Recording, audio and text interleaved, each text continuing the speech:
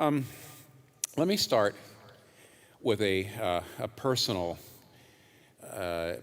introduction. When I became a Christian in college, in InterVarsity, on a Northeastern Liberal Arts University campus, Bucknell University, quite a good long time ago, 1970. I was part of a small InterVarsity fellowship group. That group perhaps had anywhere from 5 to 15 people coming at various times. In the first 2 years that I was involved with it, my freshman year, my sophomore year, suddenly my junior year and my senior year, the numbers of people that went to the InterVarsity fellowship went up about times 10. Suddenly we had 100, 150 people coming, a lot of people becoming Christians. And we remember, I remember very clearly that InterVarsity used to have a Central Pennsylvania conference in which students from the various chapters on the various Central Pennsylvania college campuses would come together to have a conference in the spring. And generally, since most of the chapters had 10 to 15 students in them, maybe 3 to 5 students would come to the conference, and there might have been 10 schools, and so you'd have 30, 40, 50 students, and it was fun. It seemed like a lot of people. Suddenly, the same year, though there was no particular coordination at all, and this is back, honestly, I know it's hard for some of you to understand. This is before not just cell phones. This is not just before social media. This is before answering machines. Just okay. This is like we'd just gotten past etching, writing letters by etching, characters into the clay and sending them along. So there was really no coordination. And I remember that in my junior year, of course, there were all these new Christians, and our conference, our campus chapter had grown so large. We went to the conference, and it was enormous because the same thing had been happening all over central Pennsylvania. In fact, during the year of 1970, it happened on college campuses, both Christian and non-Christian campuses all across the country. I didn't know what to make of it. It wasn't a concerted effort. It wasn't there was no campaign. There wasn't any media. We didn't use the word movement hardly at all. There was no command and control, top-down coordination. There were no committees. There was nothing. What happened? I do remember that I graduated from college, and I decided I wanted to go into the ministry. I went to Gordon Conwell Seminary. And in fall of 1972, Richard Lovelace was teaching for the very, very first time. He was a church historian there, a course called The Dynamics of Spiritual Life. It's the first time he'd ever taught it. And what he wanted to do was he wanted to distill out his historical research on revivals. He had been a historian of revivals. He studied the awakenings. And he wanted to distill it all down, and he had a course called Dynamics of Spiritual Life in which he brought that together. And I took that course, I remember in the fall of 1972, and I was stunned because it was, to a great degree, describing what I had just seen on my college campus. Then I went into ministry, age 24, took a church in Virginia, a Presbyterian church, PCA church, and was there for 9 years. Went off to Westminster Seminary, taught there for 5 years. All during that time, always took a kind of interest in revival. I talked about revival. I taught about it. Went to New York City to plant Redeemer Presbyterian Church in 1989.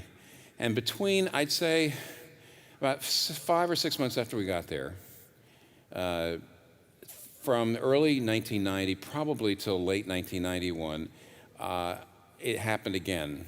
At least I saw much of the same dynamics in that situation that I had seen back in college. It felt the same. It smelled the same. And we grew in the middle of Manhattan, in a place where a city where people were moving out because of the crime. It's a very, very different place than it is now. It was not the place that Christians came. We did not have church shoppers. We were starting from scratch. It was a very, very difficult spot to start, and yet the church grew to about 1,000 people coming in about 2 years. And I'm a better preacher now than I was then. It's not like, oh, who's a good preacher? I hope I was a good preacher, but it's not like that. And we certainly weren't that organized. Certainly didn't have a great staff. Didn't really have a staff, or hardly. What's going on here? It's what I think has been historically called revival. There are different definitions of revival. I'll give you two. One is what I'll call the frontier definition of revival. Revival in this definition is a season of extremely vigorous evangelistic exertion. And of course, when I remember very clearly, I was not from the South. I was a Northeastern kid, a Yankee. And when I moved to the South back in the 1970s, I was surprised, actually. I was also a relatively new Christian, even though I was, in the age 24, I was the pastor of a church. Age 20, I really wasn't a Christian, so out of about 4 years. So I wasn't really all that. I did not have an evangelical background at all. By the way, I came up in a mainline Lutheran background. So it was a little surprising to come south and see, especially after taking the course with Richard Lovelace, to see churches say, revival, April 21st to April 27th. I said, you're kidding. How could they do that? And how do they know it's going to happen from April 21st to April 27th? And what's wrong with April 28th? And of course, this was the frontier tradition, was the tradition of Charles Finney. It was the tradition of revivalism. It was the tradition that revival was something that human beings really can do if you work very, very hard. And the emphasis is on the meetings and the way of preaching and the music and the emotion. I'm not trying to be too negative here, but I'm trying to say the frontier approach was revival is a season of evangelistic exertion. A second approach to revival probably could be called the Pentecostal approach. And the Pentecostal charismatic approach to revival, that they probably are now the part of the worldwide church that talks about revival the most. And in their, I think, understanding, revival means just generally church growth, certainly, but it also means the coming of the extraordinary gifts of the Holy Spirit. It means tongues, and it means healing, and it means miracles, and so it's let's just say it's centered around the extraordinary gifts of the Holy Spirit. The definition that I got from reading history, and as I'm going to try to show you a definition I got from reading the Bible too, and from my own experiences of it, is this: that revival, biblical revival, is not just something that human beings do. It's actually it's not mainly the extraordinary operations of the Holy Spirit. Real revival is the intensification of the ordinary operations of the Holy Spirit.